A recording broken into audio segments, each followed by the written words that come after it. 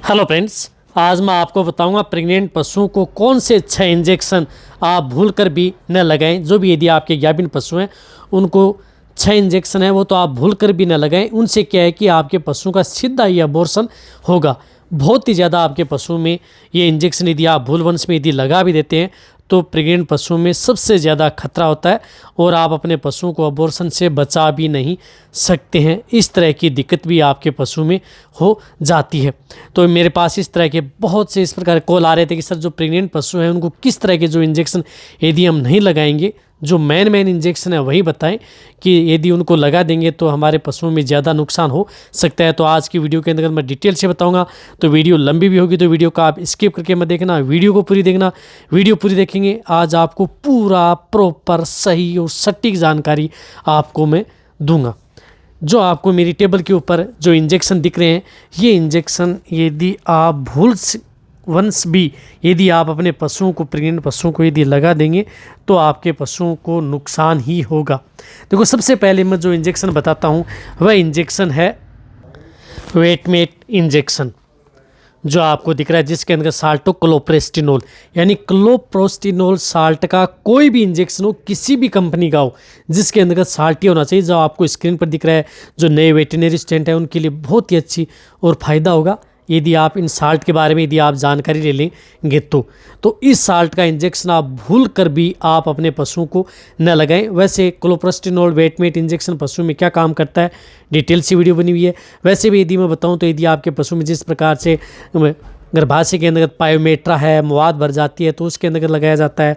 आपके पशुओं को हीट में लाने के लिए, सर्विक्स को खोलने के लिए भी इस इंजेक्शन का प्रयोग किया जाता है। जेर को गिराने के लिए भी इस इंजेक्शन का प्रयोग किया जाता है। डिटेल से जाना है तो जाकर देख लेकिन ये इंजेक्शन कभी भी प्रेग्नेंट पशुओं को, जो 2 ml के अंतर्गत आता है, इस इंजेक्शन को आप भूलवंश भी न लगाएं। इस बात का आपको ज़रूर ध्यान रखना है। इसी तरह जो एक इंजेक्शन आता है जो है ल्यूटालाइज इंजेक्शन। ल्यूटालाइज इंजेक्शन जिसके अंतर्गत साल्ट हो डिनोप्रोस्ट ट्रोमेथेमाइन।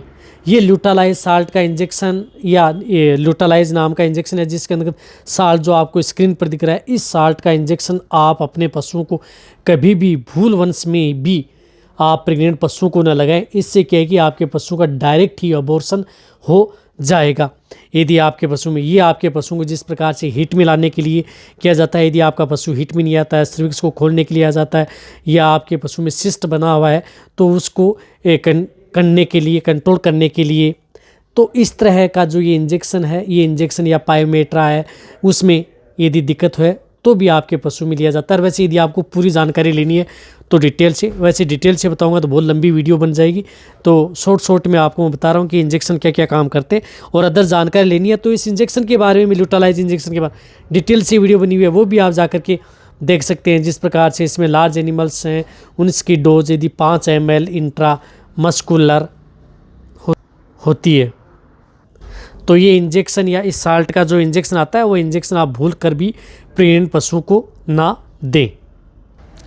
इसी तरह जो इंजेक्शन आता है एपिडोसिन, जिसके बारे में मैंने अभी भी वीडियो बनाई थी, वो भी आप जाकर देख सकते हैं, जिसके अंदर साल्टोवेलेथेमेट ब्रोमाइड। इस साल्ट का इंजेक्शन या एपिडोसिन इंजेक्शन कभी भी आप अपने पशुओं को भूल कर भी, जो प्रेग्नेंट पशु हैं, उसको न दें। इस बात का आपको ज़रूर ध्यान रखना है, क्योंकि ये स्मूथ मसल्स रिलैक्सन करता है और आपके पशुओं को जो सर्विक्स है उसका डायलेशन करता है, यानी ये सर्विक्स को खोलने का काम करता है। इसलिए भूल कर भी आप अपने पशुओं को एपिडोसिन इंजेक्शन या इस साल्ट का इंजेक्शन कभी भी भूल कर न लगाएं।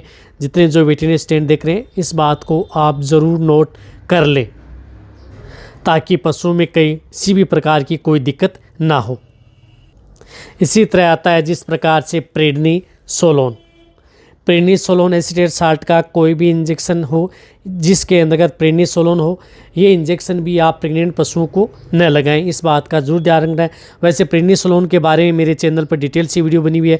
वैसे प्रेडनिसोलोन यदि आपके पशु में किसी भी तरह के जोड़ों में दर्द है, सूजन है, आँखों के अंतर्गत इन्फेक्शन हो गया है, या अदर यदि आपके पशुओं के अंतर्गत घुटनों में चलने में दिक्कत आ रही है, तो इस इंजेक्शन का प्रयोग किया जाता है।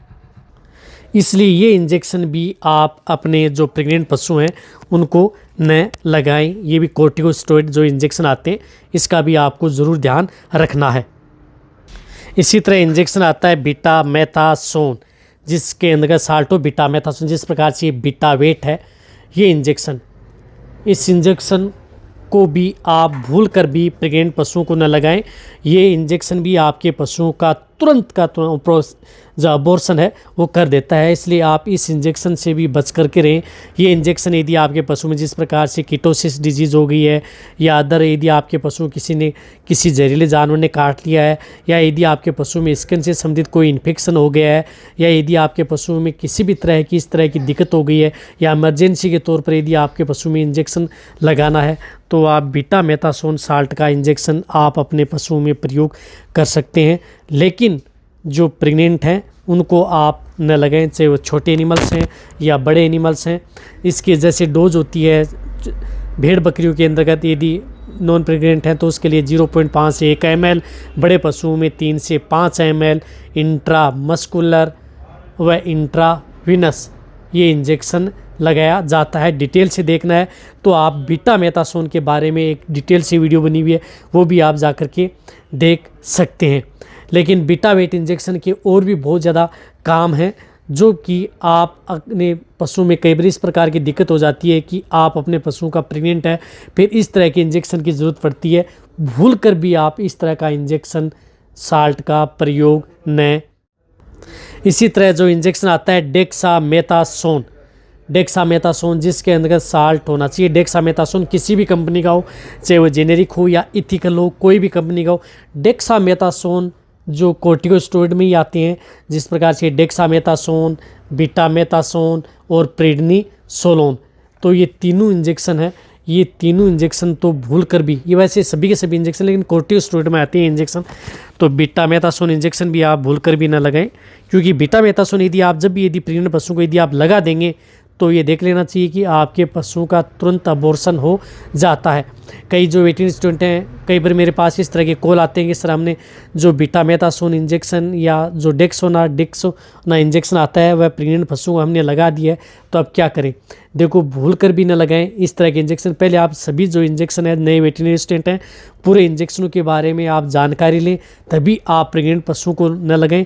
प्रेग्नेंट पशु में इंजेक्शन, कई इस तरह के इंजेक्शन हैं, इससे क्या है कि आपके पशु उसके अंदर पलने वाले बच्चे में दिक्कत कर देते हैं, उसके अंदर शारीरिक विकृतियाँ आ जाती हैं कईयों से। ये जो मैंने जो इंजेक्शन बताए हैं इनसे विकृतियाँ नहीं होती हैं, बट आपके पशु में डायरेक्ट ही अबॉर्शन होता है।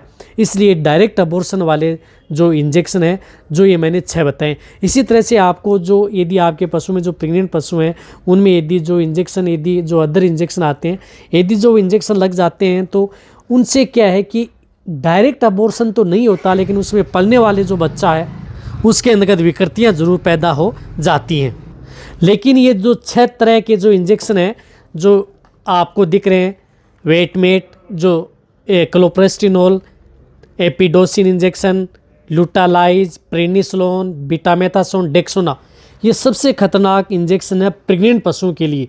तो इन इंजेक्शनों का तो आपको ज़रूर ध्यान रखना है, चाहे कितना ही इमरजेंसी केस क्यों ना हो। यदि बहुत ज़्यादा इमरजेंसी केस है, आपको इनमें कोई सा इंजेक्शन आपको उपयोग में लेना है साल्ट का, तो बिल्कुल भी न लें। इनके अदर जो ऑप्शन होते हैं वो इंजेक्शन आप प्रयोग कर सकते हैं। अब देखो, मैं बार बार आप कहेंगे कि बार बार आप एक ही बात को क्यों रिपीट कर रहे हैं। मैं रिपीट इसलिए कर रहा हूँ कि जो नए वेटरनरी स्टूडेंट हैं, यदि भूलवंश में भी इस तरह के इंजेक्शन प्रयोग करते हैं तो उनमें दिक्कत पशु में हो जाती है। तो एक बार यदि ये इंजेक्शन लगे तो उन पशु में दिक्कत तो होना स्वाभाविक ही है। इसलिए ये इंजेक्शन से दूर ही रहें प्रेग्नेंट पशुओं के लिए।